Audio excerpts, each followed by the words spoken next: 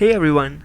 So last time we were talking about how to calculate the molecular mass and how to find out the moles if the mass was given, or perhaps the mass if the mole was given. And that was all about solids. In today's video, we're going to be talking about how do we find out the moles for gases. So we know that gases are measured into volume, and the volume has two units, either it's centimeter cube or decimeter cube. We should know one fact over here, and that one fact is really interesting.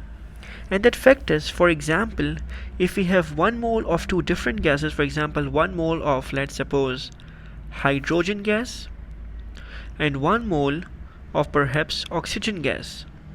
It could be any random gas, for example any chemical formula, any gas. And if we have 1 moles, we know one fact for very sure, that they're gonna be having 6.02 exponent 23 molecules of H2 gas over here, and we're gonna have 6.02 exponent 23 molecules of O2 gas in the other container. So let's see that how these atom molecules would perhaps look like. Let's suppose the red dots are hydrogen atoms, and we have diatomic molecules of hydrogen gas over here. So we have so many molecules of the hydrogen over here, so many that I can't even draw them. And perhaps, for example, I have oxygen molecules on the other side. So we have oxygen molecules over here, and they are exactly in the same number because it is all about the same number of moles. But there is one more thing common between them, and which is that at room temperature and pressure, which means 25 degrees Celsius and 1 atmosphere pressure, they both contain exactly 24 decimeter cube volume. So they both have a volume of 24 decimeter cube, and this other container is also 24 decimeter cube. So one thing is very clear, that no matter which gas, 1 mole of a gas is always equal to 24 decimeter cube, or perhaps 24,000 centimeter cube. They both are the same units, they are units for the same quantity, just that decimeter cube is 1,000 times more than a centimeter cube. But one thing is very clear, that as long as we are dealing with the same number of moles, we have the same volume over here.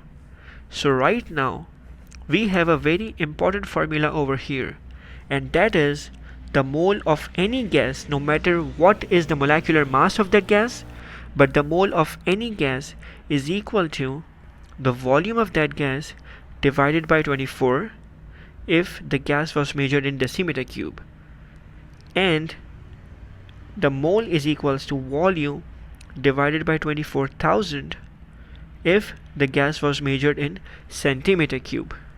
So having this established, that the same mole of any gas would occupy the same volume, 1 mole is always equal to 24 decimeter cube of volume.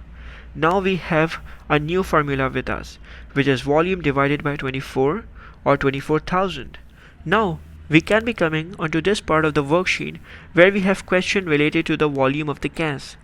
The formula is right in front of us, that volume divided by 24,000 is equals to moles, or again volume divided by 24 is equals to mole if the volume was in decimeter cube. Let's try out some questions and let's see what the answers are gonna be for these parts. For example, calculate the volume. So we know that they want us to calculate the volume for 3 mole sulfur dioxide. So volume is equals to unknown, but mole is equals to 3. The formula is mole is equals to volume divided by 24, because we are not very sure about the unit, so we are using 24, and we're going to quote the answer in decimeter cubes. So 3 is equals to volume divided by 24. We multiply 3 by 24 is equals to, we get 24 times 3 over here, which is 72 decimeter cube volume. or it would be 72,000 centimeter cubes. They are the same thing, right? Let's try out the other question. For example, over here, part 2, it says calculate the volume, we don't know the volume, of 0.55 mole ammonia gas. So volume is equals to unknown, but for ammonia they have quoted that the mole is equals to 0.55. We have the same formula, which is volume is equals to volume divided by 24 is equals to the mole. Volume is unknown. We know that 0.55 is the mole, and we multiply it by 24. We get volume is equals to 0.55 times 24, and it gives us 13.2 decimeter cube. Or for example, if we wanted to convert it into centimeter cube, that would be just 1000 times. So volume can also be quoted as 13,200 centimeter cube. You just multiply the same value by 1000. Remember guys, decimeter cube is equals to centimeter cube, just the decimeter cube value, if it's multiplied by 1000, it gives you centimeter cube. So this can be used as your conversion factor. That decimeter cube 1000 times is a centimeter cube. Similarly, let's come to this part 3. It says over here, calculate the volume. It's a similar question. Let's find out some question for moles, I believe. Let's find out some question for moles. How many moles? Yeah, this question seems fine. How many moles are present in 700 centimeter cube? So we don't know the moles over here, but we don't know that it's 700 centimeter cube, which is the volume in centimeter cube. We know that the formula is mole is equals to volume in the centimeter cube divided by 24,000. So we know that mole is equals to 700 divided by 24,000. We just simply divide 700 by 24,000, we get the mole, which is equals to 0.0291.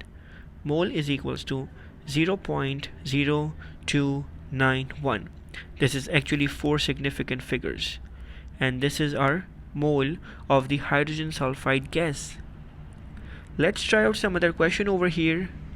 Question 7, let's try it out. It says how many moles.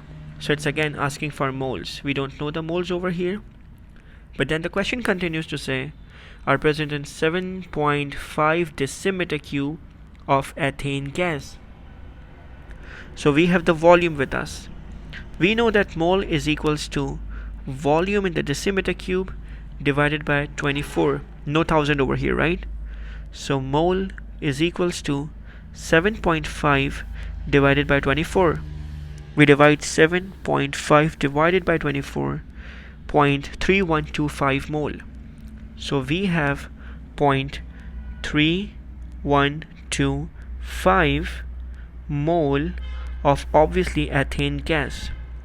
So this is how we can use the formula volume divided by 24,000 is equals to moles, or volume divided by 24 is equals to moles.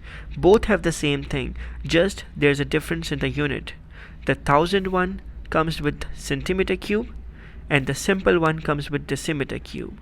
But we know that we can find the number of mole using this very simple formula. So in the next video, we're going to be jumping onto the idea of liquids, and we're going to see how we can mix and match these type of questions in the upcoming videos. So stay tuned guys.